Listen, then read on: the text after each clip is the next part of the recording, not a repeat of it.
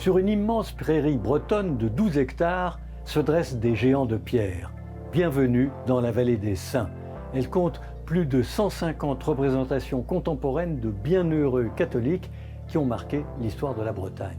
Ce lieu se niche en plein centre de la région, dans le Kreis Breizh, comme l'ont nommé les Bretons, dans le petit village de Carnoët. La taille de ces statues de granit massif, plus de 7 mètres, vaut à la vallée des Saints le surnom d'île de Pâques bretonne. Avec un panorama à 360 degrés sur les environs, cet endroit offre un concentré de culture locale entre histoire et légende. Le projet est la concrétisation du rêve fou de 4 amis. En 2008, ces amoureux de la Bretagne se lancent dans cette aventure démesurée, avec l'envie de faire revivre et redécouvrir son histoire.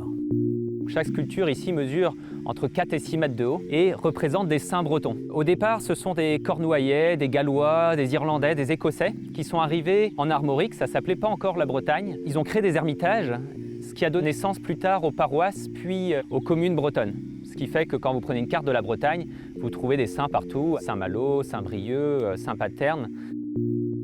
Derrière chacun de ces noms se cachent des légendes fabuleuses nées de la rencontre de sculpteurs et d'habitants de la région. À force d'échanges, les récits se sont incarnés en géants de pierre. La plupart du temps, ce sont des familles à couple, des frères et sœurs, des petits-enfants qui disent on va financer tel saint. Forcément, ce saint est lié à leur histoire, peut-être à leur origine. Les donateurs vont rencontrer un artiste et cet artiste et le donateur vont créer une histoire commune. Le sculpteur va s'imprégner de l'histoire et de la légende du saint et va créer des sculptures de 4 à 6 mètres de haut en granit breton. Cette pierre emblématique de la région se présente sous forme d'imposants blocs de 15 tonnes qui, en à peine 30 jours, sont transformés en nouvelles statues de saints. Elles sont ensuite réparties sur l'ensemble du site. On aurait pu choisir d'installer ces sculptures un peu partout en Bretagne, mais ça n'aurait pas eu la même force. Ici, le fait de concentrer toutes les sculptures sur un même site, ça permet aux gens ici de vibrer. Il y a quelque chose qui se passe quand on vient sur ce site. Et le projet en lui-même est démesuré, parce que l'objectif final, c'est 1 millier de sculptures. Donc il faut aussi imaginer que le chantier ici sera terminé dans peut-être 90 ans, 100 ans. Entre religion et superstition, la terre bretonne est riche de mystères.